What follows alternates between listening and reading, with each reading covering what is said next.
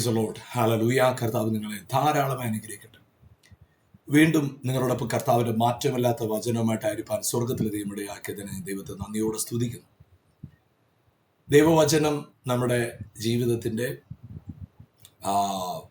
അന്നന്ന് വേണ്ടുന്ന ആഹാരമായിട്ട് മാറും. അതായത് വചനത്തിൽ പറയുന്നത് എങ്ങനെയാണ്, കർത്താവ് സ്നാനമേറ്റവനായ കർത്താവ് മരുഭൂമിയിൽ 40 ദിവസം പിശാചിനാൽ പരീക്ഷിക്കപ്പെട്ടു. അങ്ങനെ പിശാചിനാൽ പരീക്ഷിക്കപ്പെട്ടവനായ യേശുവിനെ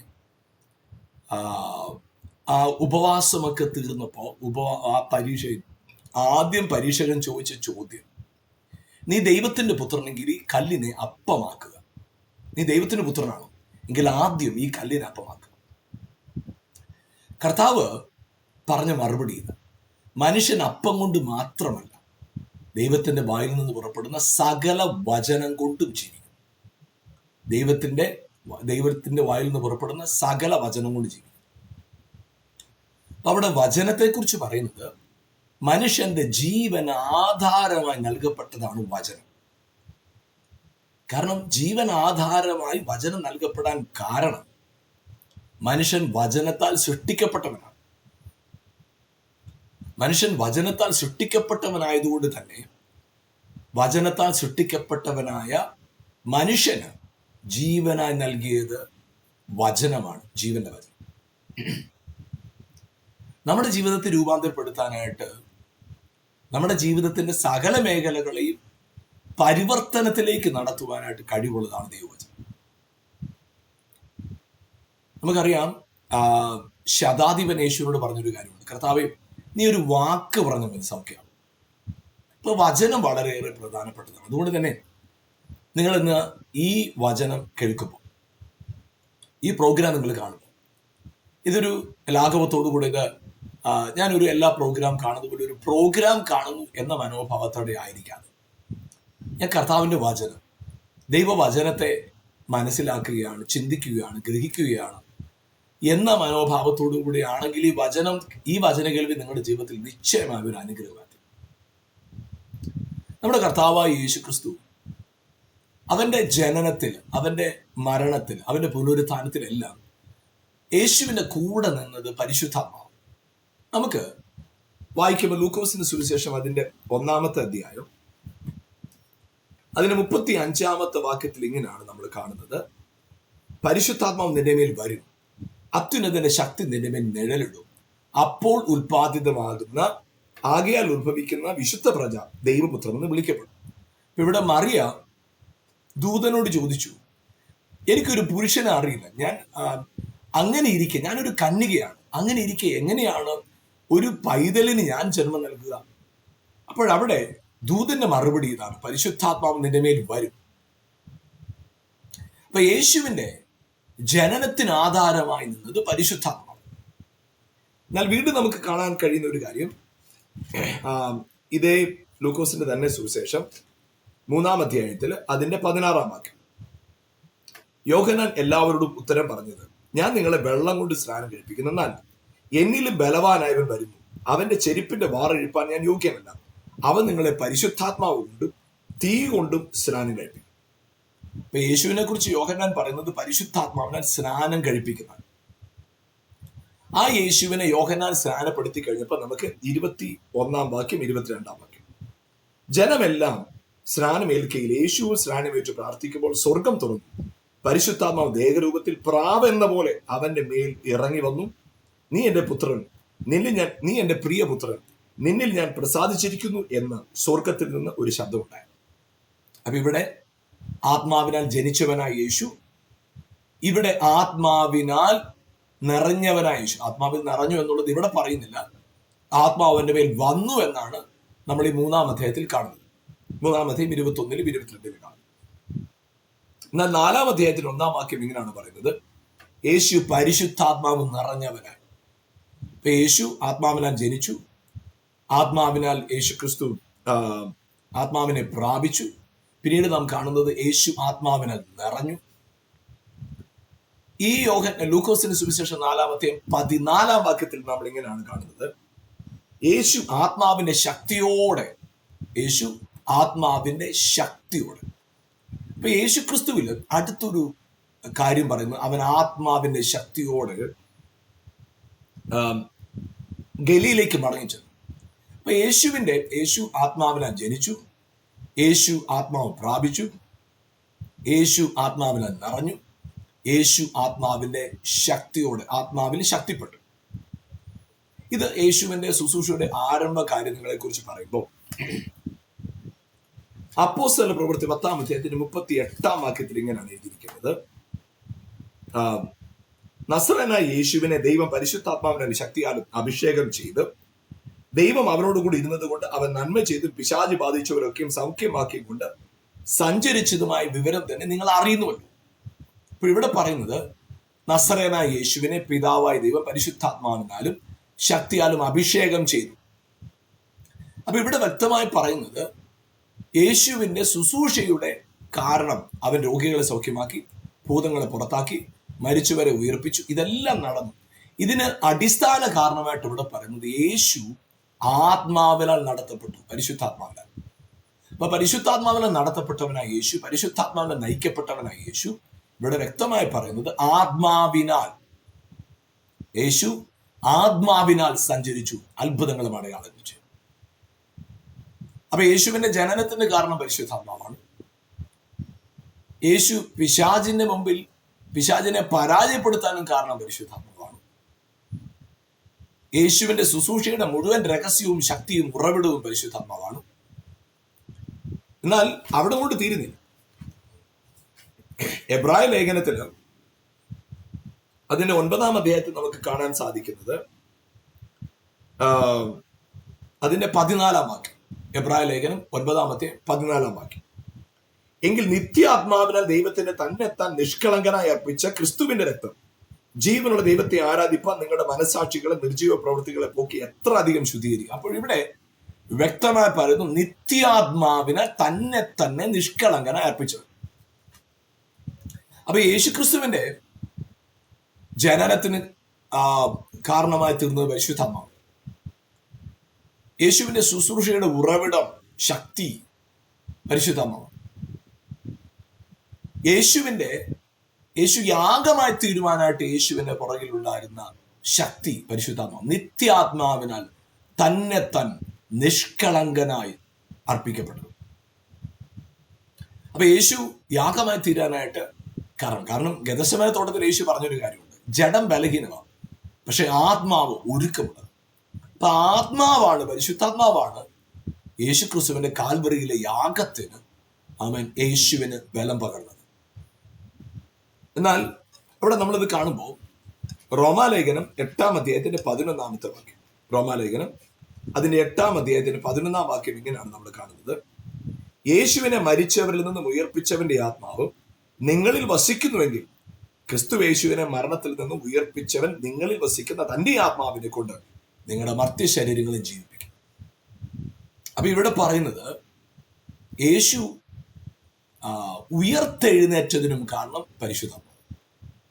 അപ്പൊ അങ്ങനെയാണെങ്കിൽ യേശുവിന്റെ ശുശ്രൂഷയുടെ അല്ലെങ്കിൽ യേശുവിന്റെ അഭാവത്തിന്റെ മുഴുവൻ രഹസ്യവും പരിശുദ്ധാത്മാവ്. അപ്പൊ അവിടെയാണ് തൃത്വത്തെ നമ്മൾ മനസ്സിലാക്കേണ്ടത്. പിതാവിൽ വസിച്ച അതേ ആത്മാവാണ് യേശുവിൽ ഉണ്ടായിരുന്നത്. പിതാവിൽ വസിച്ച അതേ ആത്മാവ് തന്നെയാണ് യേശുവിൽ ഉണ്ടായിരുന്നത് കൊണ്ട് പിതാവിന്റെ അതേ ആ ഡിവിനിറ്റി പുത്രനിലുമുണ്ട്.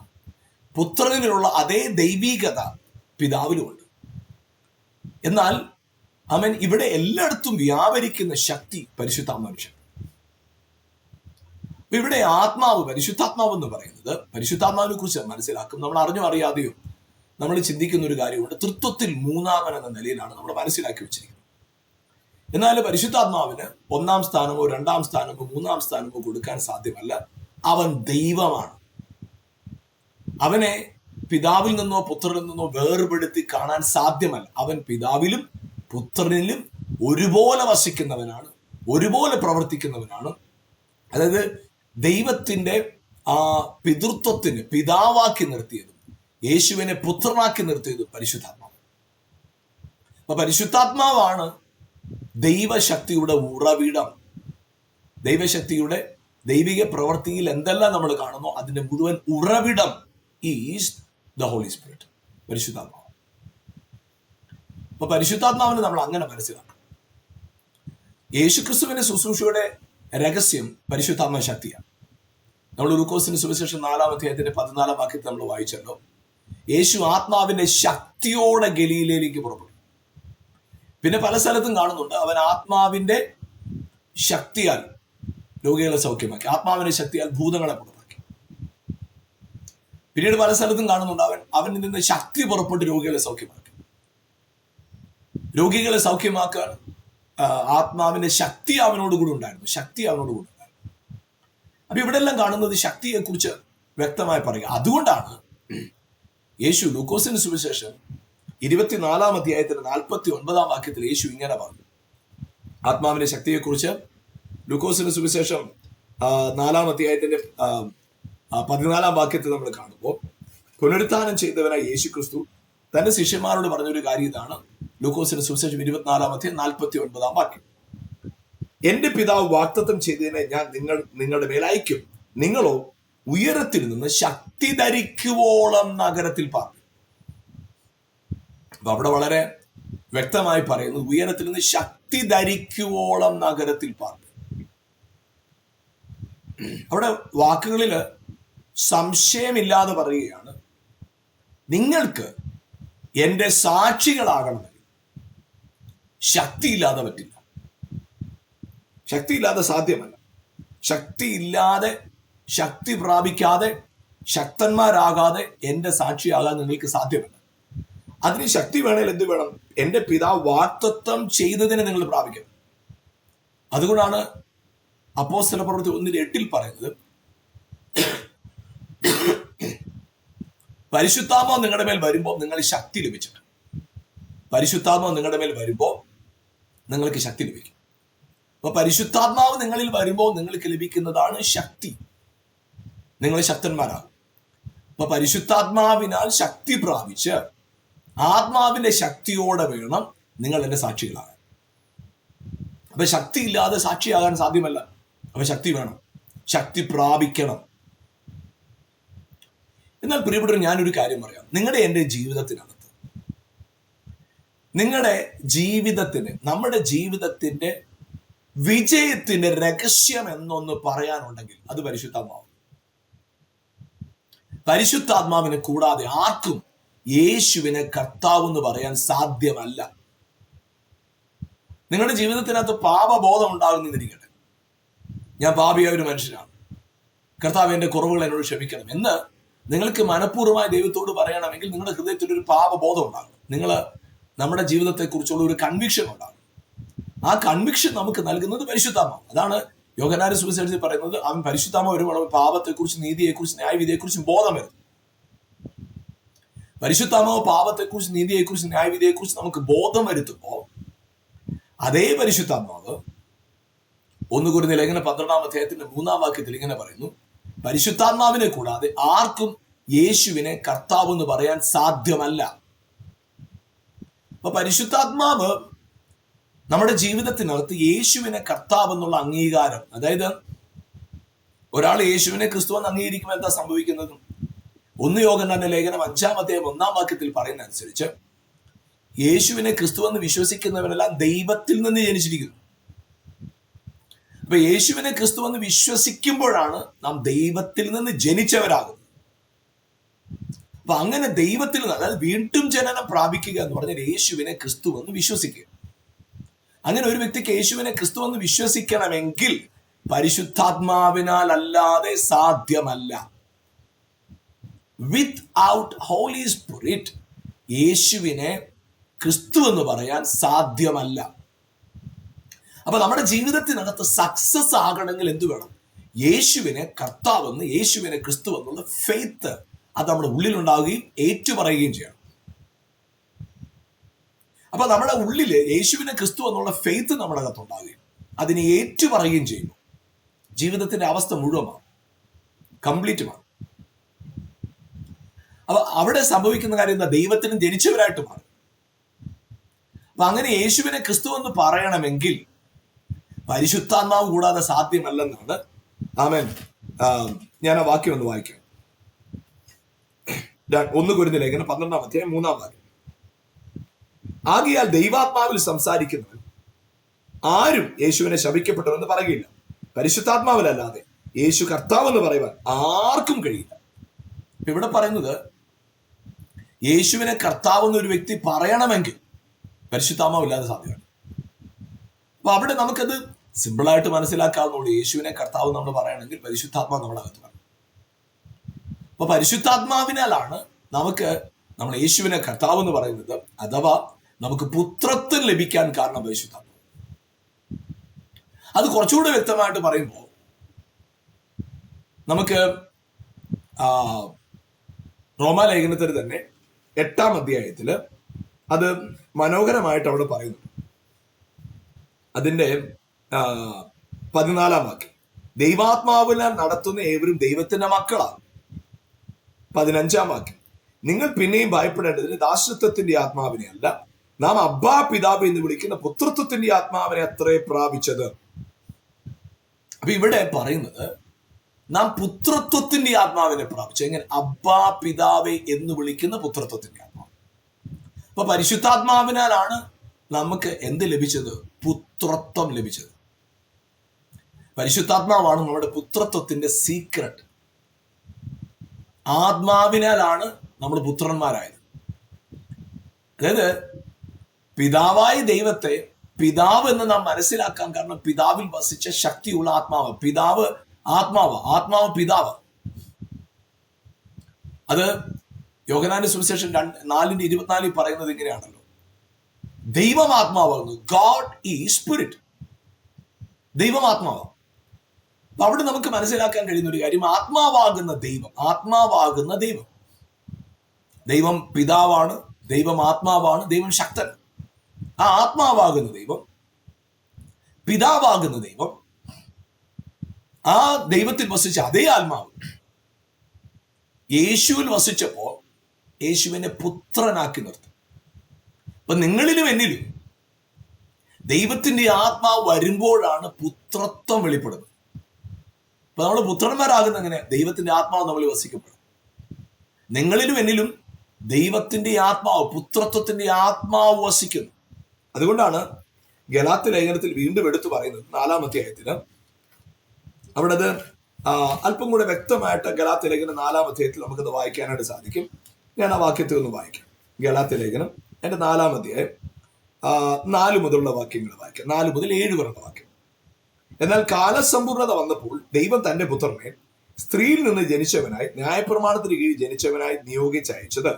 അവൻ ന്യായപ്രമാണത്തിന് കീഴിലുള്ളവരെ വിലയ്ക്ക് വാങ്ങി നാം പുത്രത്വം പ്രാപിക്കേണ്ടതിന് തന്നെ. അപ്പൊ ന്യായപ്രമാണം മാറ്റിയിട്ട് നാം പുത്രത്വം പ്രാപിക്കേണ്ടത്. അതെന്താണ് ഇത് തമ്മിലുള്ള വ്യത്യാസം? എന്താണ് ഇത് തമ്മിലുള്ള ബന്ധം? ന്യായപ്രമാണം നീ ഇന്നത് ചെയ്യണം, ഇന്നത് ചെയ്യരുത് എന്ന് ശക്തമായി പറയുമ്പോൾ, ന്യായപ്രമാണം നീ ഇന്ന കാര്യം ചെയ്യണം, ഇത് ചെയ്യരുത് എന്ന് ശക്തമായി നിഷ്കർഷിച്ച് പറയുമ്പോൾ, ആമേൻ, ഹല്ലേലൂയ, ന്യായപ്രമാണം പറയുന്ന ചെയ്യരുതാത്ത കാര്യങ്ങൾ ചെയ്യാതിരിപ്പാനും, ന്യായപ്രമാണം പറയുന്ന ചെയ്യേണ്ട കാര്യങ്ങളെ ചെയ്യുവാനും തക്കവണ്ണം നമ്മളെ പ്രാപ്തിപ്പെടുത്തുന്ന ആത്മാവാണ് പരിശുദ്ധാത്മാവ്. അതായത് ന്യായപ്രമാണം എന്ത് റിക്വയർമെന്റ് ആണോ പറയുന്നത് അത് മുഴുവൻ ആയിത്തീരാനായിട്ട് നമ്മളിൽ വസിക്കുന്ന ആത്മാവാണ് പരിശുദ്ധാത്മാവ്. അപ്പൊ ന്യായപ്രമാണം വേണ്ടിനി. കാരണം എന്താ? ആ ന്യായപ്രമാണത്തിൽ പറയുന്നതെല്ലാം ആചരിക്കത്തക്കവണ്ണം നമ്മെ നടത്തുവാനായിട്ട് പരിശുദ്ധാത്മാവ് നമ്മുടെ അകത്തുണ്ട്. അതുകൊണ്ടാണ് യെഹെസ്കേൽ പ്രവാചകന്റെ പുസ്തകം 34-ാം അധ്യായത്തിൽ പറയുന്നത്, ഞാൻ എൻ്റെ ആത്മാവിനെ നിങ്ങളുടെ ഉള്ളിലാക്കി എൻ്റെ ചട്ടങ്ങളിൽ നടക്കുമാറാക്കും. അപ്പൊ പരിശുദ്ധാത്മാവ് നമ്മുടെ അകത്ത് ഒരു നമ്മുടെ ചട്ടങ്ങളിൽ, അവന്റെ പ്രമാണങ്ങളിൽ നടക്കുകയാണ്. കർത്താവ് എന്ത് ആഗ്രഹിക്കുന്നു നമ്മുടെ നടപ്പ് ആ നിലയിലാണ്, ആ രീതിയിലാണ് നമ്മൾ നടക്കുന്നത്. നമുക്ക് അവിടെ എന്തില്ല, അവിടെ ആത്മാവിനെ നടത്തപ്പെടുമ്പോൾ നമുക്ക് പുറമേ നിന്നൊരു ഫോഴ്സിന്റെ ആവശ്യമില്ല നമുക്ക് സത്യത്തിലും നീതിയിലും വിശുദ്ധിയിലും നടക്കാനായിട്ട്. നമ്മുടെ ഉള്ളിൽ വസിക്കുന്ന ആത്മാവ്, അതാണ് യോഹന്നാന്റെ ലേഖനത്തിൽ പറയുന്നത്, നിങ്ങളെ ആരും ഉപദേശിക്കേണ്ട കാര്യമില്ല, നിങ്ങളിൽ വസിക്കുന്ന അഭിഷേകം തന്നെ നിങ്ങളെ ഉപദേശിച്ച് നടത്തും. അപ്പൊ ഇവിടെ പരിശുദ്ധാത്മാവ് വരുമ്പോൾ ന്യായപ്രമാണത്തിൽ നിന്ന് വിലക്ക് വാങ്ങി പുത്രത്വം പ്രാപിക്കേണ്ടത്. എന്നിട്ട് 5-ാം വാക്യം, നിങ്ങൾ മക്കളാകൊണ്ട് അബ്ബാ പിതാവേ എന്ന് വിളിക്കുന്ന സ്വപുത്രന്റെ ആത്മാവിനെ ദൈവം നമ്മുടെ ഹൃദയങ്ങളിൽ അയച്ചു. ഇവിടെ പറയുന്നത് നാം മക്കളാകൊണ്ട് അബ്ബാ പിതാവേ എന്ന് വിളിക്കുന്ന സുപുത്രന്റെ ആത്മാവിനെ നമ്മുടെ ഉള്ളിൽ അയച്ചിരിക്കുക. നമ്മുടെ ഉള്ളിൽ ഇപ്പോൾ ഉള്ളത് അബ്ബാ പിതാവ് എന്ന് വിളിക്കുന്ന പുത്രത്വത്തിന്റെ ആത്മാവ്. അപ്പോൾ ആത്മാവ് എൻ്റെ അകത്തുള്ളത് കൊണ്ടാണ് എനിക്ക് അവനെ പിതാവായി മനസ്സിലാക്കാനും എനിക്ക് എന്നെ പുത്രനായി മനസ്സിലാക്കാനും സാധിക്കുന്നത്. ഹല്ലേലൂയ. അപ്പൊ ആ പരിശുദ്ധാത്മാവിനെ കുറിച്ച് ആമേൻ 7-ാം വാക്യം, അങ്ങനെ ഇനി നീ ദാസനല്ല പുത്രൻ അത്രേ, പുത്രനെങ്കിലോ ദൈവഹിതത്താൽ അവകാശിയുമാണ്. ഇപ്പൊ ഇവിടെ നമുക്ക് കാണാൻ സാധിക്കും, നമ്മൾ പുത്രത്വം പ്രാപിച്ച് നാം അവകാശികളായിട്ട് മാറും. ഹല്ലേലൂയ. അപ്പൊ ഈ പരിശുദ്ധാത്മാവിനെ ഹല്ലേലൂയ നമുക്ക് ഉൽപ്പത്തി പുസ്തകം 6-ാം അധ്യായത്തിന്റെ 3-ാം വാക്യത്തിൽ ഇങ്ങനെയാണ് എഴുതിയിരിക്കുന്നത്, മനുഷ്യനിൽ എൻ്റെ ആത്മാവ് സദാകാലം വാദിച്ചുകൊണ്ടിരിക്കുകയില്ല, മനുഷ്യൻ ജഡം തന്നെയല്ലയോ. അപ്പൊ അവിടെ മനുഷ്യനില് ദൈവത്തിന്റെ ആത്മാവ് വാദിക്കുന്ന നിലയിൽ, ദൈവത്തിന്റെ ആത്മാവ് മനുഷ്യനോട് വാദിക്കുന്ന നിലയിലേക്ക് ആയിത്തീർന്നു. പക്ഷെ വാദിച്ചിട്ടും മനുഷ്യൻ അതിനെ എതിർത്ത് നിൽക്കുന്നത് പോലെ വന്നപ്പോ വചനം പറയുന്നത് മനുഷ്യൻ ജഡം തന്നെയല്ലയോ. അപ്പൊ ഇവിടെ യെശയ്യാവിന്റെ പുസ്തകം 63-ാം അധ്യായത്തിന്റെ 10-ാം വാക്യം, എന്നാൽ അവർ മത്സരിച്ച് അവന്റെ പരിശുദ്ധാത്മാവിനെ ദുഃഖിപ്പിച്ചു, അതുകൊണ്ട് അവൻ അവർക്ക് ശത്രുവായി തീർന്നു, താൻ തന്നെ അവരോട് യുദ്ധം ചെയ്തു. ഓ, എത്ര ഭയാനകമെന്ന് ആ വാക്ക് ഉപയോഗിക്കുന്നതിന് എനിക്ക് താല്പര്യമില്ല, എന്നാലും പറയും, എത്ര ഭയാനകമായ ഒരു കാര്യമല്ലേ. ദൈവം അവരോട് യുദ്ധം ചെയ്തു, അവര് ശത്രുക്കളായി മാറി. എന്തുകൊണ്ടാണ്? പരിശുദ്ധാത്മാവിനോട് എതിർത്ത് നിന്നവരായിരുന്നു. അതുകൊണ്ടാണ് ദൈവവചനത്തിൽ എഴുതിയിരിക്കുന്നത്, മുമ്പേ ശത്രുക്കളായിരുന്ന മുമ്പേ നമ്മൾ ആരായിരുന്നു? ശത്രുക്കളാണ്. ഹല്ലേലൂയ. എങ്ങനെയാണ് ശത്രുത്വം ഉണ്ടായത്? ശത്രുവായി തീർന്നത് എപ്പോഴാണ്? പരിശുദ്ധാത്മാവിനോട് റെസിസ്റ്റ് ചെയ്തത്. ആത്മാവിനെ എതിർത്ത് നിന്നതിനെയാണ് ശത്രുവായി തീരുക എന്ന് പറയുന്നത്. അപ്പൊ നമുക്ക് ചിന്തിച്ചു നോക്കുകയും, പരിശുദ്ധാത്മാവിനോട് ചേർന്ന് നടക്കേണ്ടതിന് പകരം എപ്പോഴാണ് പരിശുദ്ധാത്മാവിനെ എതിർക്കുന്നത്? ആത്മാവ് പറയുന്നതിന് നമ്മൾ ഗവനിക്കാതെ പോകും. അവിടെ പറയുന്നത് ശത്രുവായിട്ട് മാറി. പരിശുദ്ധാത്മാവിന്റെ ശബ്ദം കേൾക്കാതിരുന്നപ്പോൾ ശത്രുത്വത്തിലേക്ക് മാറി. അപ്പൊ മുമ്പേ ശത്രുക്കളായിരുന്ന നാം ഇപ്പോൾ കർത്താവിന്റെ ഭവനക്കാരാണ്, ദൈവ മക്കളാണ്, വാഗ്ദത്തത്തിന്റെ അവകാശികളാണ്. എന്തൊക്കെ നിലയിലാണ് നമ്മളെ മാറ്റിയത്? അതിന് സകലത്തിനും കാരണം നമ്മിൽ വസിക്കുന്ന പരിശുദ്ധാത്മാവ്. അതുകൊണ്ട് പ്രിയപ്പെട്ടവർ, നമ്മുടെ ജീവിതത്തിൽ പരിശുദ്ധാത്മാവിനോട് ചേർന്ന് നടക്കാനായിട്ട്, അതായത് ആത്മാവെന്ന് പറയുമ്പോൾ നമ്മൾ എന്തെങ്കിലും നമ്മൾ ഈ ആലങ്കാരികമായി ഉപമാലങ്കാരമായി പല സ്ഥലത്തും പല വാക്കുകൾ പറഞ്ഞിട്ടുണ്ട്. അഗ്നിയെന്നും പ്രാവെന്നും കാറ്റെന്നും ഒക്കെ പല നിലയിൽ പറഞ്ഞിട്ടുണ്ട്. നമ്മൾ ഈ ആത്മാവിനെ പ്രാപിക്കുക എന്ന് പറയുമ്പോൾ അങ്ങനെയുള്ള എന്തെങ്കിലും ഒരു വസ്തുവിനോട് ചേർന്ന പരിശുദ്ധാത്മാവിനെ കാണുകയോ, ഇല്ലെങ്കിൽ ആത്മാവിനെ പ്രാപിക്കുമുള്ള ഭാവപ്രകടനങ്ങളെ കൊണ്ട് ആത്മാവിനെ ചുരുക്കുകയോ ചെയ്യും. പകരമായിട്ട് നമ്മിൽ ഉണ്ടാകേണ്ട വളരെ പ്രധാനപ്പെട്ട ഒരു ചിന്താരീതി എന്ന് പറയുന്നത്, ആത്മാവ് എൻ്റെ അകത്ത് വന്നപ്പോൾ എന്നെ പുത്രനാക്കി, ദൈവത്തിന്റെ മകനാക്കി. ഞാനിപ്പോൾ നിൽക്കുന്നത് ദൈവത്തിന്റെ പുത്രൻ എന്ന ആ തിരിച്ചറിവോടുകൂടിയാണ് ഞാൻ നിൽക്കുന്നത്. അപ്പൊ എൻ്റെ ഉള്ളിൽ ഞാൻ ദൈവപുത്രനാണെന്നുള്ള തിരിച്ചറിവോടുകൂടി ഞാൻ നിൽക്കുമ്പോൾ, ദൈവത്തിന്റെ മകനാണെന്നുള്ള തിരിച്ചറിവോടുകൂടി ഞാൻ നിൽക്കുമ്പോൾ രണ്ട് കാര്യമാണ്. എനിക്ക് ലോകത്തിന്റെ പാപത്തിന് കീഴ്പ്പെടാൻ സാധ്യമല്ല. ആമേൻ. ലോകത്തിന്റെ പാപം എന്നെ കൺട്രോൾ ചെയ്യത്തില്ല. ലോകത്തിന്റെ ആമേൻ സിസ്റ്റം, അതായത് ശാപം, രോഗം, ദാരിദ്ര്യം, ഇതിനൊന്നും എന്നെ കീഴ്പ്പെടുത്താൻ പറ്റില്ല. കാരണം ഞാൻ പുത്രത്വത്തിന്റെ ആത്മാവിൽ നിൽക്കുന്നത്.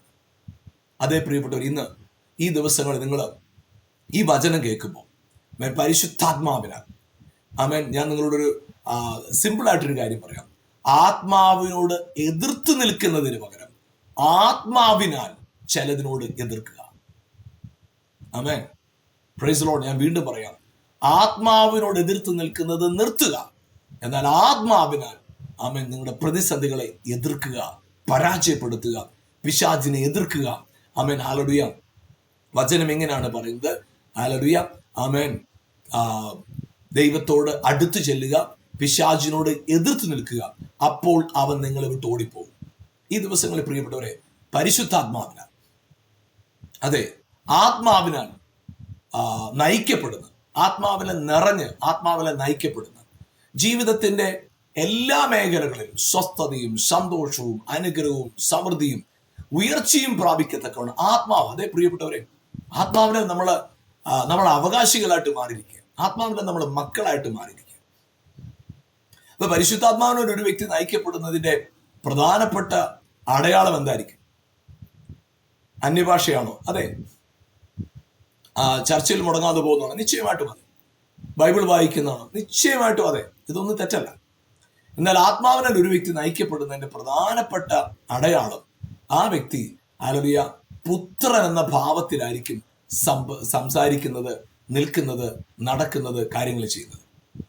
ഒരു കാര്യത്തെയും അവന്റെ ശരീരത്തിൽ വരുന്ന കാര്യങ്ങളാകട്ടെ, ചുറ്റുപാടുകളിൽ സംഭവിക്കുന്ന കാര്യങ്ങളാകട്ടെ, ഇതിനെ ഒന്നിനെയും എല്ലാ മനുഷ്യരും കാണുന്നത് പോലെ കണ്ടിട്ട് ലാഘവത്തോട് തള്ളിക്കളയരുത്.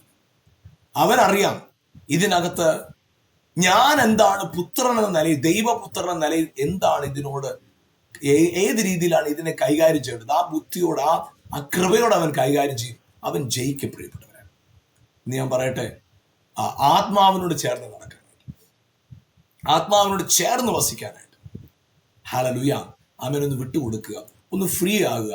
അവൻ അതിന് നമ്മളെ പ്രാപ്തരാക്കുന്ന ദൈവവചനം. അതുകൊണ്ട് ആത്മാവിനോട് ചേർന്ന് നടക്കണം. യേശുവിൻ്റെ ശുശ്രൂഷയുടെ രഹസ്യമായിരുന്നു, യേശുവിൻ്റെ ശുശ്രൂഷയുടെ പിന്നിലെ ശക്തിയായിരുന്നു പരിശുദ്ധാത്മാവ്. യേശുവിനെ ക്രൂശിൽ ഏൽപ്പിച്ചു കൊടുക്കാനായിട്ട് യേശുവിനെ സഹായിച്ചത് പരിശുദ്ധാത്മാവ്. യേശുവിന് ഉയർത്തെഴുന്നേൽപ്പ് സാധ്യമാക്കിയത് പരിശുദ്ധാത്മാവ്. അതേ പരിശുദ്ധാത്മാവ് നിങ്ങളുടെ ജീവിതത്തിൽ വീണ്ടും ജനിക്കാനും, അതെ, നമ്മുടെ ജഡത്തെ ജയിച്ചിട്ട് ആമേൻ പുനരുത്ഥാന ശക്തിയോടുകൂടെ ഈ ലോകത്ത് ജീവിക്കുമ്പോൾ തന്നെ സ്വർഗീയ ജീവിതം അനുഭവസ്ഥമാക്കുവാൻ, അതെ ഹല്ലേലൂയ, മറ്റുള്ളവർ കണ്ട് അത്ഭുതപ്പെടുന്ന പോലെ സ്വർഗീയ ജീവിതത്തിന്റെ എല്ലാ നന്മകളും നമ്മിൽ ഉണ്ടാകാനായിട്ട്, നമ്മിൽ വർദ്ധിച്ചു വരാനായിട്ട് പരിശുദ്ധാത്മാവ് നിങ്ങളെ സഹായിക്കട്ടെ. നമുക്ക് ഒരുമിച്ച് പ്രാർത്ഥിക്കാം. ഞങ്ങളുടെ നല്ല കർത്താവേ, അനുഗ്രഹീതമായ സമയത്തിനായി സ്തോത്രം ചെയ്യുമ്പോൾ കർത്താവ്, ഞങ്ങളുടെ ജീവിതത്തിൽ പരിശുദ്ധാത്മാവിനെ നടത്തപ്പെടുന്ന ഒരു ജീവിതാവസ്ഥ, ജീവിത വ്യവസ്ഥ ഞങ്ങൾ ആഗ്രഹിക്കുന്നു.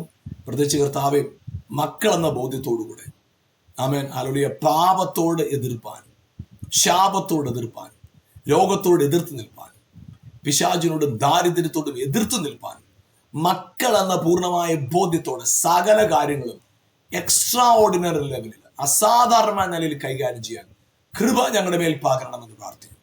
കുടുംബങ്ങളായി, വ്യക്തികളായി അനുഗ്രഹിച്ച് കർത്താവെ പരിപാലിക്കുന്നതിനായി സ്തോത്രം. യേശുവിൻ നാമത്തിൽ തന്നെ പിതാവേ, ആമേൻ, ആമേൻ, ആമേൻ. Praise God. അതേ പ്രിയപ്പെട്ടവരെ, ആത്മാവിനാൽ ഹല്ലേലൂയ ജഡത്തിന്റെ പ്രവൃത്തികളെ മരിപ്പിക്കുക. അവൻ പരിശുദ്ധാത്മാവിനോട് എതിർത്ത് നിൽക്കാതെ പിശാചിനോട് എതിർത്ത് നിൽക്കുക. ജയാളികളായി വാഴുവാൻ പരിശുദ്ധാത്മാവ് സഹായിക്കട്ടെ. God bless you. ആമേൻ.